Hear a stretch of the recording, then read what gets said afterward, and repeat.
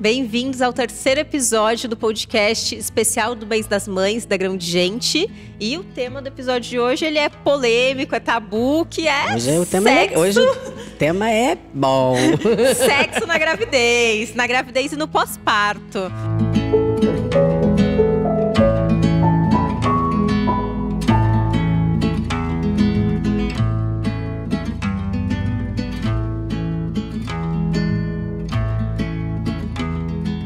Bom, mas antes de começar, deixa eu falar com quem eu tô aqui também, né? Com a Viviane Araújo, que tá nos acompanhando em todos os episódios dessa série, o Dr. Gilberto Mello, e também a Larissa, que é colaboradora da Grão de Gente, tá grávida do terceiro filho. Doutor, queria começar com você hoje, falando um pouquinho. E aí, sexo na gravidez, pode ou não pode? Pode, eu vou responder pra ele, pode. A vida segue normal, né, gente? A mulher e o casal. E então, assim, a gente tem até vídeos, né, Carlinha, que a gente fez para justamente conversar sobre isso. E falando até de uma forma muito ampla, né, da sexualidade. Muitas vezes o casal são duas mulheres, né? Então, nem sempre é questão do... A gente até prefere que sejam duas mulheres. Por quê? Porque um ponto que atrapalha, às vezes, a gestação é a questão da penetração em si. Então, na verdade, assim... Mas antes disso, temos que falar assim, como se comporta no geral. Sempre lembrando que é tudo muito específico para cada mulher, reage cada casal, cada situação de vida, momento de vida. Mas, no geral... como que a gestação interfere na questão do mais importante, que é na libido, o desejo, o prazer, né? E aí depois vem a questão do sexo em si, né?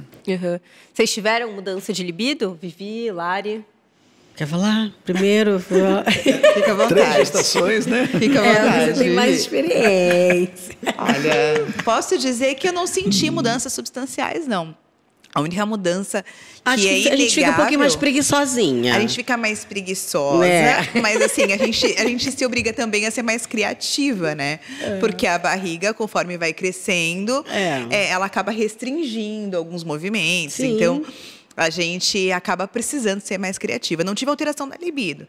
Na disposição, talvez. Né? Não, a vontade está aqui, né? A vontade está Continua presente. Apesar de eu gostar mais da testosterona do que da progesterona. Testosterona é melhor, né? Mas, assim, a vontade tem sempre. Mas é a questão mesmo, às vezes, da disposição mesmo, sabe? Às vezes você está cansada, às vezes... Às vezes você quer só, sabe, ficar ali deitadinha do ladinho, fazendo carinho e tal, não sei, sabe? E aí, é isso, mas vontade tem. Mas eu tive como eu tive o sangramento, né? Então, realmente... Eu te perguntei se teve restrição. Aí eu tive que pouco dar de uma restrição. segurada mesmo. Então, é que, na verdade, assim... é muito diferente o sexo para a mulher, para o homem, né?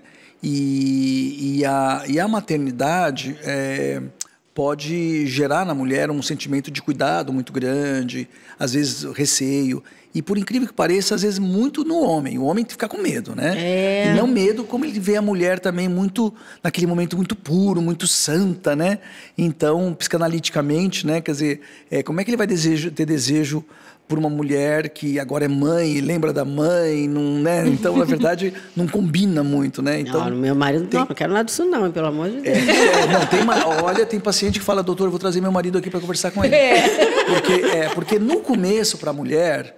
No começo, principalmente aquela mulher que tem uma certa ligação que a gente não sabe por quê. A mulher que enjoa, até pela indisposição, né? Mas a mulher que enjoa muito, que tem muita náusea, chega até... né? Ela também enjoa do marido, a gente fala. Então, assim, ela tem mais repulsa e começa a evitar um pouquinho. E é uma coisa um pouco, assim, antropológica, de dela se proteger. Porque nenê tá grudando, né? Então, a gente fala, tudo bem, já engravidou? Primeiro trimestre, muito amor, pouco entusiasmo. Porque, às vezes, coincidiu da mulher, do casal, começar a morar junto ali, né? Nunca morou junto e tal, e já engravidou e já foi morar junto, está tendo oportunidade de ter mais intimidade, só que está bem no comecinho, né? Então, mas o meu marido, ele ficou mesmo com medo, até por conta do sangramento, né, que eu tive. Então, realmente, ele Aí depois que estava tudo bem, que podia, ele realmente ficava com bastante medo. Pode mesmo? Será pode que mesmo, vai machucar? E algumas posições também realmente incomoda, não é legal. Pode... Porque o útero ele fica mais sensível, né? E, na verdade, o fato é que a vagina é muito curta. A vagina da mulher são 9 centímetros. Então, assim, o principal é evitar a penetração profunda, né? E lembrar que sexo é muito mais do que só penetração, né? Então, assim, agora, a mulher, ela vai ter uma situação muito interessante do ponto de vista de prazer, e é um momento muito bacana, porque passou aquela fase de primeiro trimestre, de enjoo e tal, aí a barriguinha aparece, a mama tá cheia, sensível. Então, essa sensibilidade, e ela se sente bem, se sente poderosa, né? A mulher que gosta da maternidade, isso é sensual, né? Traz uma libido. E tem um fato que é muito real. A artéria que leva o sangue para o útero é a mesma artéria que ela se divide e vai para o genital. Só que agora, aquela artéria que era uma ruazinha de sangue indo para o útero, virou uma avenida. E vai como uma avenida para o genital também. Então a mulher fica com o genital muito mais sensível, lubrifica muito mais. E tem paciente que fala com muita, que é paciente que já é mais antiga, né? Nossa, doutor, como é bom ficar grávida, né? A gente tem cada orgasmo, né? Eu tive paciente que já falou isso. Então, assim, é porque ela tá tranquila e o parceiro tá bem e ela curte aquele período, né? Então não há problema. E muitas vezes, assim, o parceiro não acompanha. E aí ela se masturba, pronto, né? Porque ela tá com mais libido, né? Agora, então, assim, tem aquela quedazinha no primeiro trimestre. Em geral, volta e às vezes até maior no segundo. E no finalzinho, às vezes, mais desconforto. Por falta mais preguiça, barrigão, dorme mal. Mas eu vejo que esse receio do homem ele está diretamente relacionado à questão da informação, né? Eu vejo como uma tendência as mulheres procurarem mais informação sobre essa fase, sobre a gestação, antes mesmo de engravidarem. As mulheres já querem saber o que é a gestação, como funciona, as variações que vão acontecer no corpo, na mente, nas emoções, enfim. E os homens não têm essa tendência que a mulher tem. E aí é justamente essa falta de informação direta do homem que faz criar neles esse receio, né, de repente seguir com a relação, mantendo a rotina sexual o que era, ou pelo menos próximo do que era, por receio de o que aquilo pode causar para a mulher, né? Daí eu vejo a importância do acompanhamento do pai nas consultas de pré-natal, para poder escutar justamente do profissional que está acompanhando a gestação essas informações. Pode seguir que está tudo bem, está tudo certo, né? E assim a gente continua com o homem informado, conseguindo também tocar a nossa vida sexual como sempre foi, né? E tá tudo bem. Agora a questão sexual não, aliás, da lubrificação, né, doutor, no pós-parto. Pós-parto aí no pós-parto a gente já tem um outro difícil. cenário que envolve lubrificação, né? Aí eu não cheguei lá ainda. já altera. Já tem essa experiência, fala aí. adiantando. E aí, Lari? Fala, me conta. Foi o que eu falei, né? Assim, depois de 8 anos da minha última gestação, muita coisa como se fosse a primeira vez, mas eu me lembro dessa informação. Né, sobre a diminuição da lubrificação no pós-parto, né? Então a gente precisa às vezes utilizar uma lubrificação artificial, porque é uma tendência também do corpo da mulher ter essa redução de lubrificação, e a gente depois de ter bebê, de ficar, né, aí no famoso resguardo, a gente fica, de fato, riscando o calendário, esperando esse período de resguardo acabar, e aí a gente quer ter prazer de novo, finalmente, né? E para ter prazer, a gente precisa de uma lubrificação ok, e a gente acaba Mas aí essa lubrificação, ela volta com o tempo ou ela não volta mais? É de mulher para mulher? Como funciona? Toda a questão é baseado assim... Volta, né? Toda a questão... Volta. Fica bem. Momentos de tensão. Fica bem. Porque, na verdade, embora a mulher tenha a glândula ali, uma glândula chamada Bartolin ali na entradinha ali da vagina, ela é pouca... participante da lubrificação. A maior parte da lubrificação é a parede da vagina que transsuda líquido, transpira líquido de tanto sangue que chega. Porque anatomicamente e a mesma quantidade de sangue... A idade também influencia? A idade também, né, da mulher? Então, é que na verdade assim, por exemplo, vai ter o lance do momento pós-parto, que aí é igual para todas, e aí depois disso, aí depois do pós-parto, porque no pós-parto o que acontece? A parte hormonal dela está lá embaixo.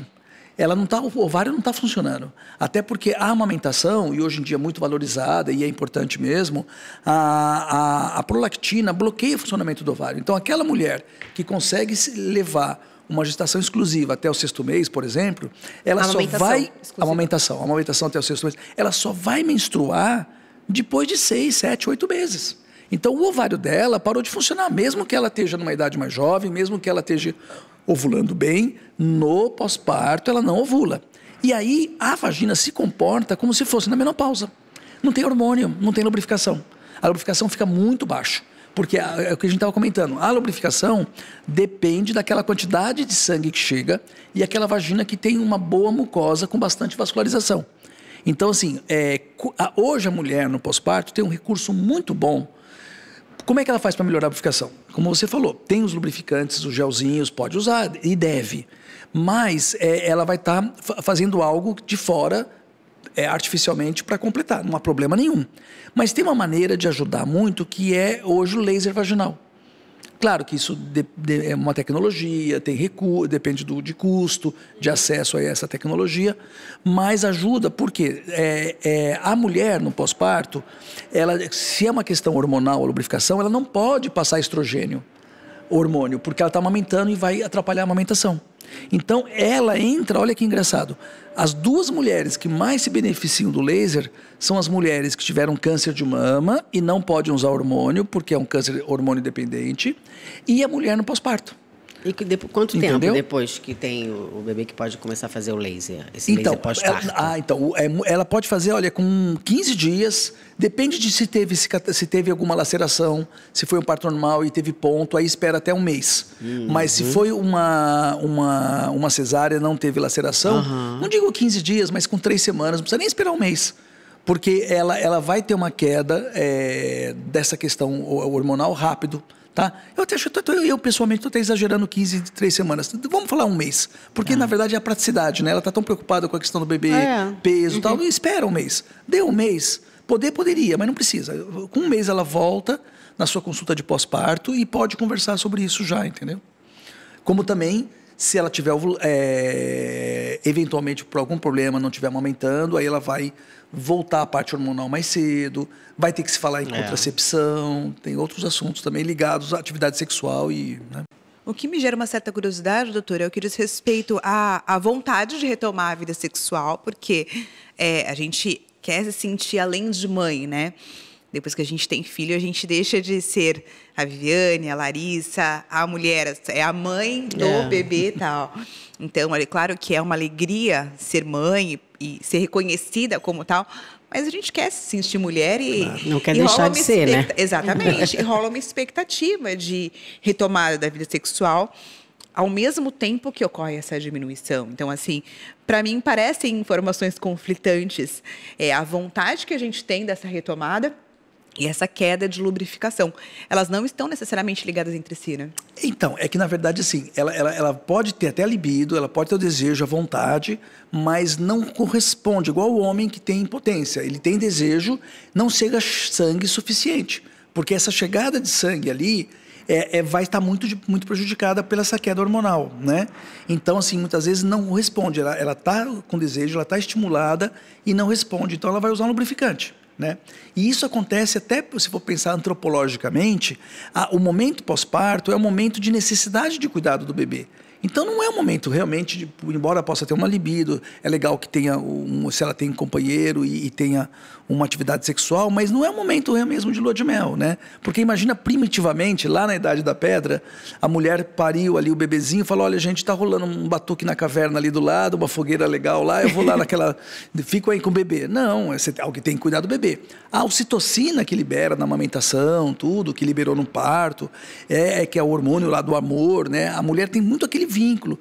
E as mulheres que estão muito preocupadas com a atividade sexual, às vezes até pensando na questão do parceiro, eu falei, o homem moderno que acompanhou o pré-natal, que acompanhou o parto, ele está muito envolvido também. Então ele também baixou a bola um pouco em relação, né, à questão sexual. Então deixa rolar mais natural, deixa ver o casal, né, como é que isso vai evoluindo, né, e não tem que ter essa cobrança, né? Que não vai parir, eu vou ter que já né, comparecer, né? Calma. Porque o marido também está envolvido, sabe? Sim, a mulher não sim. precisa ter essa cobrança. É legal ela sentir mulher, porque ela se sentir amada, desejada.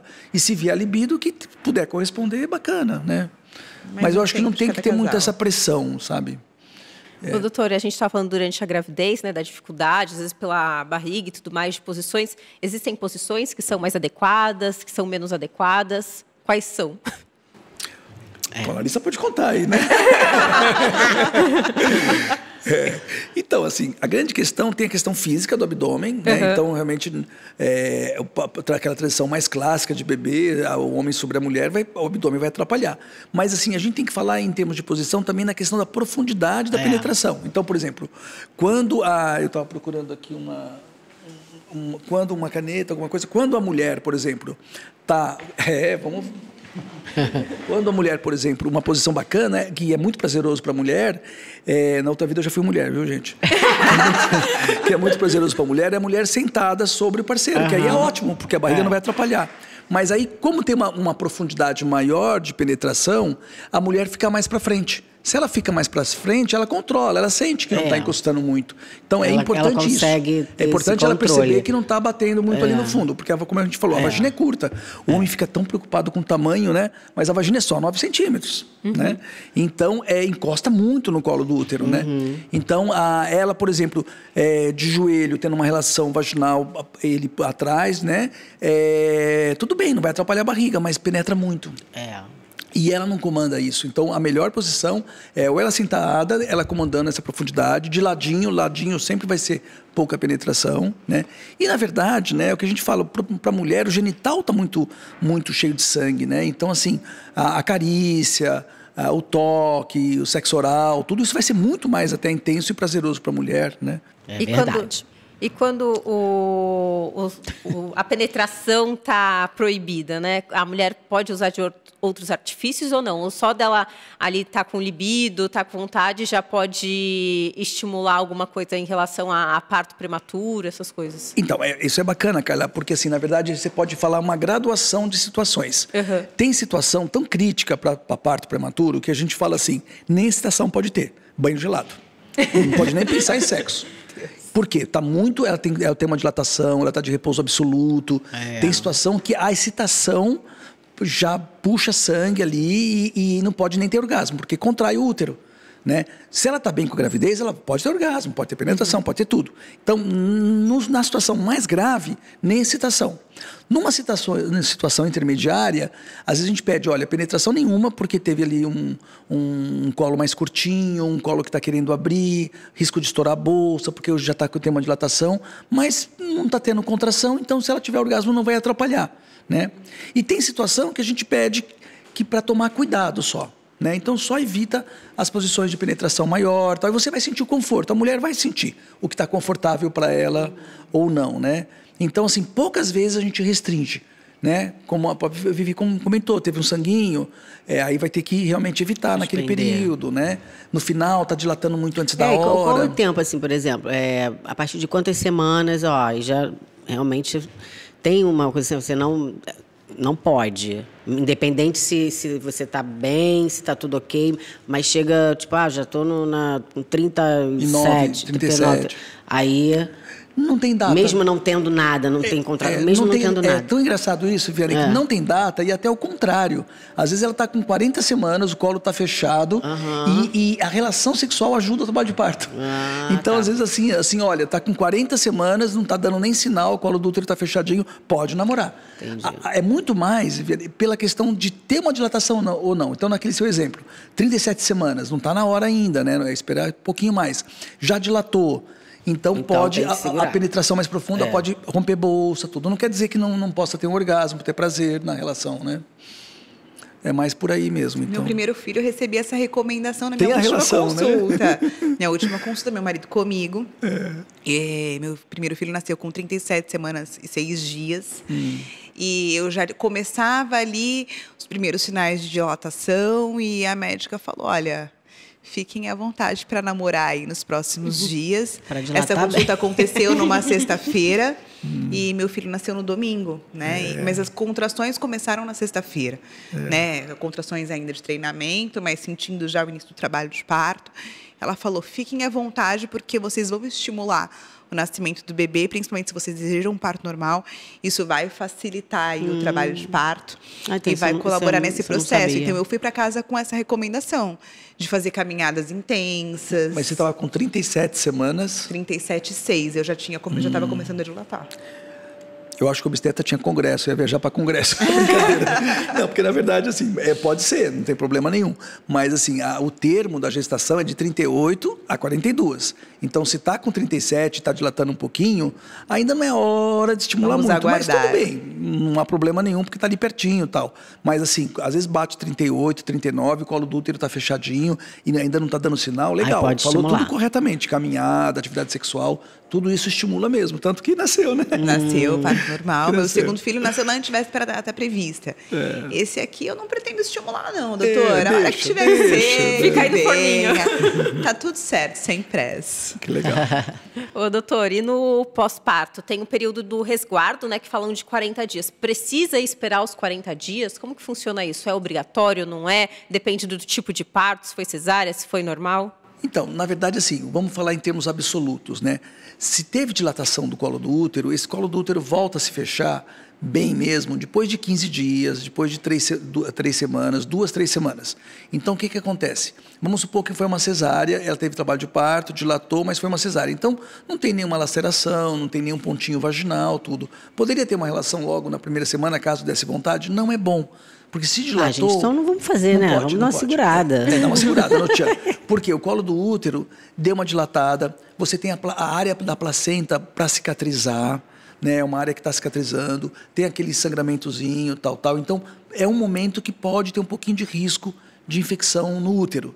Então, não é legal. Por isso que vem realmente ali, pelo menos ali a gente fala 3, 4 semanas, caso não tenha nenhuma laceração vaginal. Agora, se tiver uma laceração vaginal, levou ponto, tal, esse time de cicatrização vai dar ali pelo menos uns 30 dias, né? Então, por isso que classicamente ficou aquela ideia. E por que a ideia da quarentena era assim, 40 dias, era mais? Porque no passado, muito parto em casa, muito parto natural, lacerava e nem dava ponto. Às vezes não precisa Ninguém mesmo, fazia né? nada, Mas às vezes é uma laceração que até hoje em dia a gente daria um pontinho, mas que no passado não se dava. E aí tinha que cicatrizar, por isso que não podia nem levantar da cama. Lembra a história de não tomar banho? Por que falava não tomar banho e lavar o cabelo? Porque era banho de rio, né? Era um trampo lavar o cabelo, porque não tinha chuveiro, água encanada, aquela coisa mais antiga, né? Então, a mulher ficando mais deitada para cicatrizar. A perna fechadinha ali, cicatrizando. Então, na verdade, assim, é importante conversar com a equipe, com quem te atendeu, tal, para ver como é que foi a situação. Respeitando a sua libido, respeitando esses limites mais aí de 30 dias no geral, né? Há algo que a mulher possa fazer para evitar a laceração? Sim, hoje em dia, assim, a fisioterapia pélvica é muito bacana. Então, assim, hoje em dia, assim, na equipe, né, nos profissionais que cercam uma gestante, você tem lá a obstetra que faz o pré-natal, mas você tem a enfermeira obstétrica e entra a fisioterapia legal. É muito bacana a fisioterapia pélvica, porque vai ajudar, não só a pélvica, né, mas a fisioterapia até para ajudar alguns exercícios de lombares, porque força a lombar, na drenagem linfática e na questão focando da pelve, tem vários recursos e técnicas de preparar períneo, mas principalmente aquilo que você falou, consciência corporal. Quando você tem essa consciência do nascimento, tudo, você vai se conectar ali com a natureza. É importante, o pessoal que atende o parto era muito uma atividade médica, né, quase doença, e não é. Então, é um processo da natureza. Então, e quanto tempo a gente pode começar a fazer essa fisioterapia? Agora 20 semanas, Viviane, já pode. Fala com a sua obstetra lá, quem que você me indica, vamos lá fazer, que é legal. É muito bacana, muito bacana. E o plus disso é a consciência corporal que a mulher ganha para ela, para a vida dela, da questão do diafragma pélvico, que a gente chama, da questão perineal. Isso tudo é bacana. Porque, assim, já que a gente está falando de sexo, alguém vai acabar perguntando, né? Passou o bebê, e aí? A natureza... isso rola muito, rola né? muito essa pergunta, né? A natureza é tão incrível, gente, que assim, o útero era uma perinha, a gente falou, ficou uma melancia. Né? Então, assim, o bebê está tão preparado o corpo, porque foram 9 meses preparando. Então, acaba um parto, às vezes a gente tem que examinar 2 dedos. Porque assim, voltou, passou o bebê. Então, assim, na grande maioria das vezes, não há prejuízo, entendeu? Não há prejuízo. Então, assim, a mulher pode ter essa confiança que ela vai estar com o seu genital legal, com o seu corpo legal, não vai ter prejuízo sexual, e realmente ela pode ficar tranquila com isso. Meu segundo filho nasceu com 4 quilos, eu virei assunto na maternidade. A mulher que teve um filho de fato normal com 4 quilos e 51 centímetros. Então, as enfermeiras vinham me visitar para saber quem era essa mãe. Você falou que o segundo foi super tranquilo, né? Foi super tranquilo. E assim, eu e meu marido, a gente tem um papo muito aberto entre nós, né? E eu queria saber dele, se ele percebia essa diferença, porque eu tive ponto por conta da laceração. E... cenário completamente restituído. Ele falou, não vejo prejuízo nenhum, muito pelo contrário. Tudo bonitinho, tudo apertadinho. Tá tudo bem, tá tudo certo, tudo no lugar, tudo sob controle. Eu acho que isso que você falou de ter um papo aberto é muito importante, né? Porque a gente vê que esse assunto é muito tabu. Por que a gente percebe, principalmente, nos próprios vídeos que a gente faz? São os vídeos que mais têm audiência e menos comentário. Tá todo mundo ali assistindo, mas ninguém fala nada. Fica todo mundo ali no vácuo. Todo mundo quer saber, mas ninguém quer se expor. Mas eu acho que essa relação é muito tem importante, amiga. né? Tem uma amiga. Vocês têm esse papo, Vivi? Igual a Lari falou, tipo um papo aberto. Acho que é importante, né? Acho que não tem que ser um tabu, claro, né? Sempre. A gente conversa bastante. Eu com meu marido, ele me acompanha também em todas nas consultas. Muito faz legal. questão. É uma participação ativa, né? Em todos é muito os momentos. importante, gente. Eu peguei essa transformação, né? Eu peguei a fase que o marido não era proibido entrar no parto. Foi péssimo, né? Então, assim, hoje eu falo que assim, tudo isso contribuiu para o novo homem, né? É um novo homem que vai no pré-natal, que participa do parto, que troca bebê. Então, ele está integrado nesse processo. E ele tem vontade, porque a única maneira dele viver essa paternidade, ele participar, porque está ali, ele não sente mexer, né? O bebezinho está ali, não vai dar de mamar, né? Então, é uma maneira legal mesmo. Bom, sexo na gravidez sempre rende, né, gente? Mas o episódio está acabando, vamos pro próximo. Na próxima semana a gente vai falar sobre mitos e verdades. A gente já desvendou alguns aqui, né? Porque o sexo acaba envolvendo muitos mitos e verdades, mas no próximo episódio é focado nisso. E para quem não segue a Grão de Gente ainda, segue lá nas nossas redes sociais, @Grão de Gente. Tem muito vídeo, muito conteúdo para vocês também. E até o próximo episódio.